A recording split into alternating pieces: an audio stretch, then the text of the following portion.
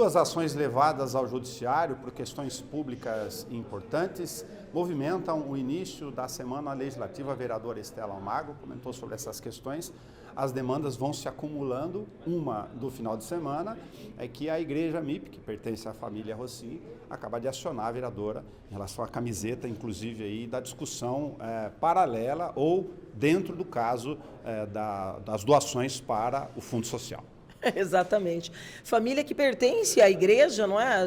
A gente tem toda, inclusive, essa documentação, porém a família não tem coragem de assinar as peças, né? A representação se dá, a procuração, inclusive, nesse processo, se dá como se a família Rosim não fizesse parte desse clã que domina esta entidade religiosa. De qualquer maneira, isso mostra uma faceta dessa família que governa a nossa cidade, infelizmente, lamentavelmente, que é a busca do Poder Judiciário cada vez que um opositor ou alguém que não segue pelas suas cartilhas, que é a busca da justiça ou do Poder Judiciário, inclusive em muitos casos extrapolando esse direito. Na última semana distribuiu ação para todos os lados. Ao invés de se emendar, não é, passar um olhinho de peroba na cara, mudar o modus operandi, o comportamento e se colocar à altura do que é governar uma cidade como Bauru, não, agem de forma leviana e tentam calar aqueles que se opõem ideologicamente e que trazem a verdade.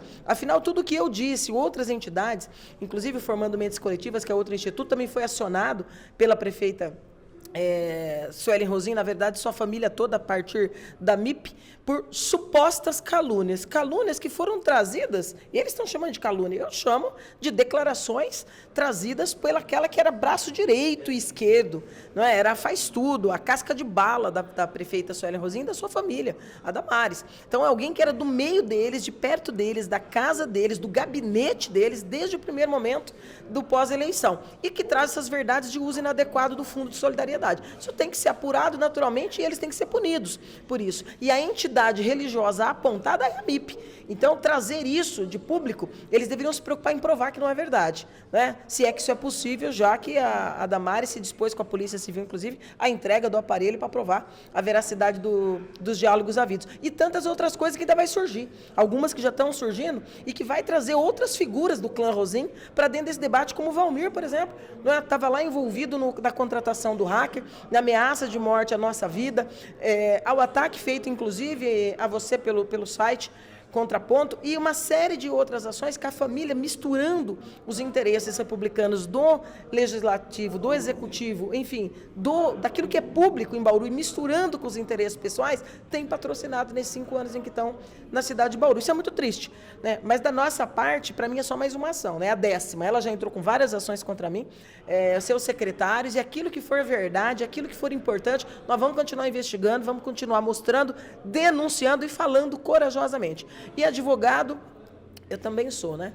E na impossibilidade de atuar, a gente contrata também, porque temos muitos advogados e bons advogados em Bauru, então não vai ser uma ação a mais ou uma a menos que vai nos fazer intimidar aqui, nem na tribuna, nem nas ações do cotidiano do nosso mandato. Me refiro ainda no final de semana sobre a cobertura realizada em relação a uma recentíssima ação penal decorrente de um acordo judicial da FADEP, fundação que foi contratada para o plano de cargos, carreiras e salários. Já há um desestímulo dos servidores em relação ao não envio do projeto de lei, e esta fundação é a mesma contratada aqui em Bauru.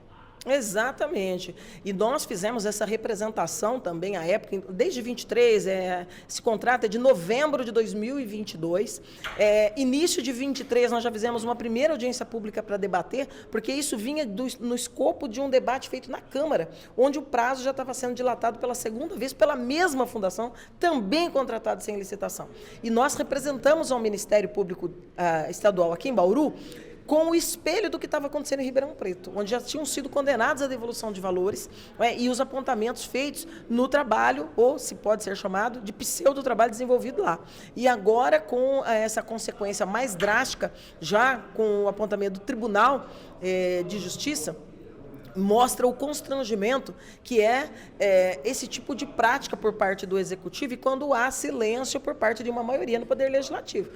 É muito complicado, é muito difícil você tentar buscar esse convencimento mais amplo e coletivo de que o Poder Legislativo tem que sacudir essas ações do Executivo. Nós temos que nos indignar.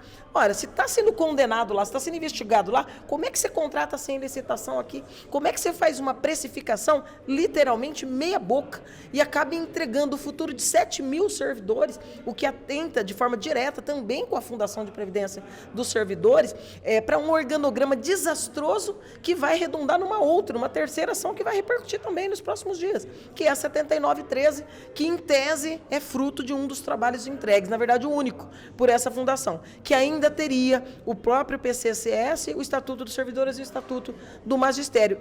Era um contrato de 18 meses, nós já estamos em 30 meses e não está nem perto de chegar em 30% do serviço executado. Então é muito triste o que a prefeita Suelen Rosim tem feito com a gestão da máquina pública. E a gente precisa cada vez falar mais e mais alto para que também os demais vereadores do Poder Legislativo se atentem para esse que é um dos mais importantes e precípios papel e função do vereador, que é fiscalizar os atos e como o Executivo age em relação aos recursos públicos municipais.